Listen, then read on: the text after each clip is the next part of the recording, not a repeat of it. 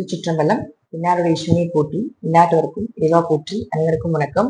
இன்னைக்கு நாம பார்க்கக்கூடிய பதிவு என்னன்னு பாத்துட்டீங்கன்னா, நவம்பர் மாத பலன் குறித்த பார்க்க போறோம். அதற்கு முன்னாடி நம்ம சேனல் சப்ஸ்கிரைப் பண்ணிக்கோங்க.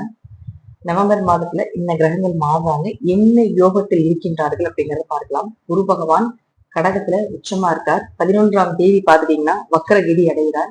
ஒரு சில ஜாதகத்துக்கு குரு உச்சமானால் யோகம், ஒரு சில ஜாதகத்துக்கு குரு உச்சமாகி வக்ரம் பெற்றால் யோகம். சனி பகவான் பார்த்தீங்கன்னா 28ஆம் தேதி வக்ர நிவர்த்தி அடைகிறார்.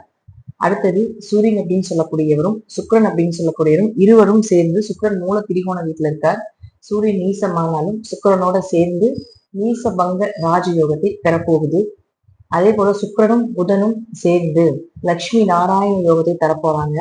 சூரியன் 16ஆம் தேதிக்கு மேல செவ்வாயினுடைய வீடாக இருக்கக்கூடிய விருச்சிகத்துக்கு வரார். அதே போல பாத்தீங்கன்னா சுக்கிரன் 26ஆம் தேதி அதே வீட்டுக்கு வரார். இயற்கையாகவே செவ்வாய் அதே வீட்டிலே ஆட்சி பலம் பெற்று பலமா இருக்கார். குருவினுடைய பார்வையில செவ்வாயும் அதே போல 16ஆம் தேதிக்கு மேல சூரியனும் வரப்போகிறார். இந்த சூரியனும் செவ்வாயும் சேர்ந்து மகா யோகம்னு சொல்லுவோம். அதே போல குரு பார்வையில் இருக்கும்போது பெரிய லெவல்ல அரசியல் அரசாங்கம் சார்ந்த விஷயங்கள் இருக்கக்கூடியவர்களுக்கு மிகப்பெரிய யோகத்தை கொடுக்க போகுது. அதே போல சுக்கிரன் புதன் சேர்க்கை அப்படிங்கிறது லட்சுமி நாராயண யோகத்தை, பண பலம் இருக்கக்கூடியவர்கள் அப்படிங்கிறத நம்ம சொல்லுவோம். இது இயற்கையாகவே பார்த்தீங்கன்னா லட்சுமி நாராயண யோகம் அப்படிங்கிறது இந்த மாதம் பிறக்கக்கூடிய குழந்தைகளுக்கு எல்லாத்துக்குமே இருக்கும். குழந்தை பிறந்ததுக்கு அப்புறம் கூட பார்த்தீங்கன்னா நல்ல செழிப்பை கொடுக்கக்கூடிய யோகம் அப்படின்னு சொல்லலாம்.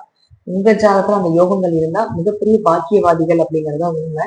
இந்த மாசம் இது போல நிறைய யோகங்கள் உங்களுடைய ராசிக்கும் தனிப்பட்ட முறையில வேலைகள் செய்யும். அது என்னென்ன அப்படிங்கிறது நம்ம முழுமையாக பார்க்கலாம். கடக ராசிக்கும் தானே நவம்பர் மாத பலனை பத்தி பார்க்கலாம். கடகராசியை பொறுத்த வரைக்கும் பாத்தீங்கன்னா ராசிக்குள்ளேயே குரு பகவான் இருக்கார். மிகுந்த யோகம், தெய்வமே உங்க கூட இருக்கிற மாதிரிதான். 9ஆம் இடங்கிறது உங்களுடைய முன்னோர்களை சொல்றது. 9ஆம் அதிபதியே உங்களுக்கு ராசிக்குள்ள இருக்கும்போது தெய்வமே உங்க கூட இருந்து செயல்படுத்துது அப்படிங்கிறது அமைப்பு. நீங்க என்ன விஷயம் செஞ்சாலும் அது எல்லாத்துக்குமே சப்போர்ட் பண்ணும். நல்ல விஷயங்கள் மட்டும்தான் செய்ய வைக்கும். நிறைய தர்மங்கள் தானங்கள் எல்லாமே இந்த மாசம் பண்ண போறீங்க. மனசு ரொம்ப தெளிவா இருக்க போறீங்க. உயர்கல்வி படிக்கிறதுக்கு ஒரு தடை ஏற்பட்டுட்டே இருக்குன்னா அந்த தடையெல்லாம் விலக போகுது. சொந்த ஊர் விட்டு வெளியே போகணும்னு நினைச்சீங்கன்னா அதற்குண்டான வாய்ப்புகளும் ஏற்படுத்தி கொடுக்க போயிடும். குரு உங்களுக்கு 6, 9 கூடியவர். வேலை நல்லா கிடைக்க போகுது. வேலையில அந்த பிரச்சனைகள் விலக போகுது. வேலைக்குள்ள அதாவது வேலை செய்யக்கூடிய இடத்துல ஏதாவது பிரச்சனை இருக்குதுனால அதை எல்லாமே யாரு என்னன்னு கண்டுபிடிச்சு அதே உங்களுக்கு கண்ணில் காட்ட போறாரு.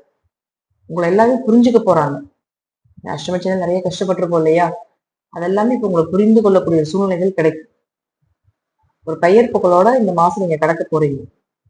அதே போல பாருங்க, ரெண்டுல கேது இருந்தாலும் 2ஆம் அதிபதியானவர் நீசமா இருந்தார். ஆனாலும் சுக்கிரனோட சேர்ந்து நீச பங்க ராஜயோகம் பெறுது. நீச பங்க ராஜயோகம் பெறும்போது உங்க பேச்சுக்கு ஒரு மரியாதை இருக்கும். நீங்க செய்யக்கூடிய செயலுக்கு ஒரு மதிப்பு இருக்கும். பொருளாதாரம் நல்லா இருக்க போகுது. பண வரவு உண்டு இந்த மாசம். 16ஆம் தேதிக்கு மேல பாத்தீங்கன்னா குரு பார்வையிலே வரப்போறாரு 5ஆம் இடத்துக்கு. அது மிகப்பெரிய யோகம். இது உங்களை விட உங்களுடைய குழந்தைகளுக்கு மிகப்பெரிய யோகத்தை கொடுக்க போகுது. குழந்தைகள் சார்ந்த விஷயத்துல ஒரு யோகம், குழந்தை பிறக்கிறதுக்குண்டான ஒரு வாய்ப்புகள். ஏன்னா குரு பார்வை பெறும் பொழுது நிச்சயமாக குழந்தையா, அதாவது உங்களுக்கு 5 குடையர் 5லயே இருக்காரு செவ்வாய், அதே இடத்துல இருக்காரு.